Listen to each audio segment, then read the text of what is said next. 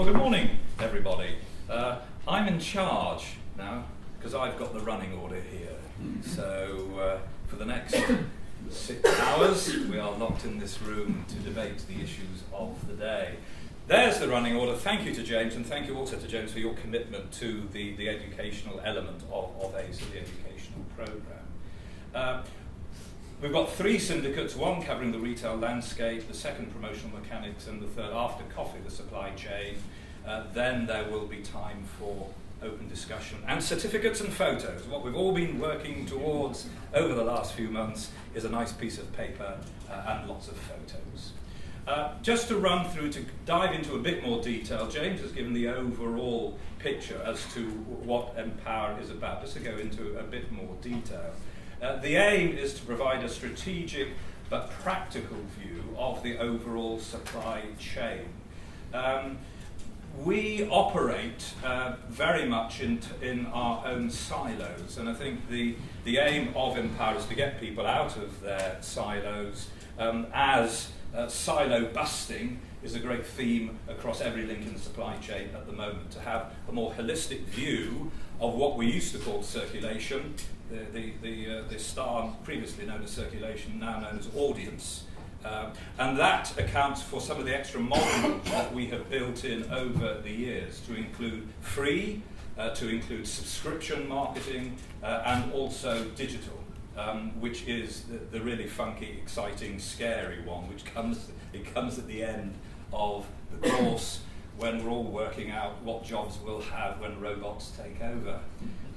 So it's grown over the years as the silos in our industry have broken down, and that's very much what the philosophy behind it. As many of the modules as we can, we haven't managed it 100% this year, but as many as we can on site, to understand more what it's like to work in someone else's office, to get just a sense of that, to understand the links and the interfaces, to understand what they do and why they do it, how it currently works, and how it could work better. So very much on-site, I suppose what we now call experiential, but we invented it 9 years ago, to get out and just to get more of a feel as to what is actually going on in the supply chain. At the end of it all is the syndicate work. I think we regard this as very important because it is a discipline for the delegates to join up the dots and to see the threads running through each of the modules, so that the modules don't just hang there in isolation, that they are linked together into tackling a specific subject. There's also a very practical aspect of it. James has already mentioned that networking is important, that these guys and gals will have set up relationships that will come up again and again through their working careers. There is also the very practical element of working together in a project group. Now, for an old fogey who's been around the block a few times, this is what they don't tell you in the manuals, is how to work with other people. I've never found a problem with it because I'm always right, but some of them have had some issues, I think. But working together in a project group as equals is actually quite a difficult process to go through, and one that's increasingly common in sort of matrix organisations. Having said all that, keep it in perspective. These are not sort of think tank presentations solving the future of the industry. We've been trying for the last few years and haven't managed it, so I don't think we're going to get the answers from them. What this is the final module in a training course. Part of the training has been in presentation skills, but also it's just this element of pulling things together, just to summarise what they have learned. So I know they feel a bit nervous about perhaps expectations. It's wrong to say we've got no expectations. I mean, that's veering to the other extreme, Jim. You shouldn't have said that.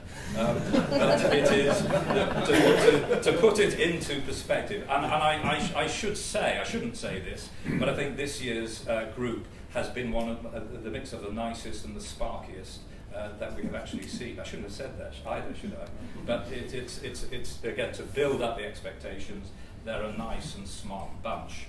Just to run through very quickly, to remind yourself of the modules, we kicked off with the supply chain, where we looked at some of the big issues that are confronting the industry, then went on to look at the magazine publisher, and thank you to Bauer and Hello who participated in that. Then on to the newspaper publisher, Mirror Group, which is one of the highlights, and I've always enjoyed the most, is sitting in on the editorial meeting, where mid-morning they are deciding what's going to go into the next day's issue of the Mirror, which is a scary process. We all think that it is our industry is logic and research driven. Let me tell you, it isn't. And particularly in national newspapers, where it's on the decisions, second by second by second, of one or two key people. And it's that sort of curious combination of the subjective and the research driven, which I think is a real insight. The distributor we moved on to, and thank you to Seymour for their ongoing support, hosted there, looking at the distributor's role. The printers, news printers out of Roxbourne, again another view of sort of robots and massive scale. The wholesalers, Smiths and Menzies, have participated each year, and thank you to them, and again for hosting on site. Then out onto the streets with free distribution, magazine heroes, so Dan Collins masterminding that with JYL, who sound like a boy band actually, but JYL, Gold Key and Shortlist, who were involved and participating in that. Retail, WH Smith and 4 Consultancy, thank you to them for presenting two very different aspects of the retail scene, but quite a scary scene.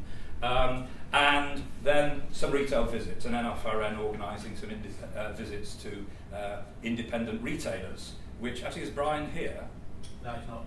Oh dear, okay. That sounded rather sarcastic, didn't it? I mean, independent retail is a scary, scary place to be, and I think for those of the delegates who haven't been out to retail, and particularly some of the magazine publisher representatives haven't been, that's the sharp end, where we see the things that should happen and don't happen for all kinds of different reasons. Moving on to digital, hosted by Jellyfish Connect, thank you to them, and Dennis participating and showing us what the latest things and funky things they are doing with digital. Subscriptions, Julian Thorne and Big Wheel Consultancy, who add this very different dimension to our whole supply chain, very numbers driven and ROI based. And then we move into the presentations. So, thank you to everyone. Got everyone's logo up there, and in fact, that's really irritating, Julian, your Big Wheel Consultancy sort of whirring round and round and round. I think it's a hypnotic effect that is going to drive us to come and use your consultancy. But thank you to everybody concerned. We couldn't operate any of this without the goodwill and the commitment of a number of key people in the distribution stratosphere. So, this is what we're doing. Retail landscape, syndicate number 1, second one on promotional mechanics, the third one on supply chain. The mentors that James has already mentioned, thank you very much to the three of you for overseeing and just keeping an eye on what they're doing. Those are the delegates themselves. They'll be introducing themselves. You'll see that they come from a different range of companies in the supply chain and are actually looking at their job roles and doing very different things. So there are a few silos there, which hopefully we have broken down, thrashed it out of them along the way. So a wide range of companies and job roles. And so without, I think, much more ado, we'll get on to the day itself. That is how it's all panning out. I have my mobile phone going. I've put it on silent because it's got my stopwatch on. I'm obsessive about time. Their brief has been 15-minute presentation, and then there's some time afterwards for discussion. Well, what I have done in previous years is not to stop them at 15 minutes, but to say you've come up to 15 minutes. Depends how grumpy I feel as to whether I interrupt. But I know that in my personal scoring, and you'll get scorecards later on, we want to have winners.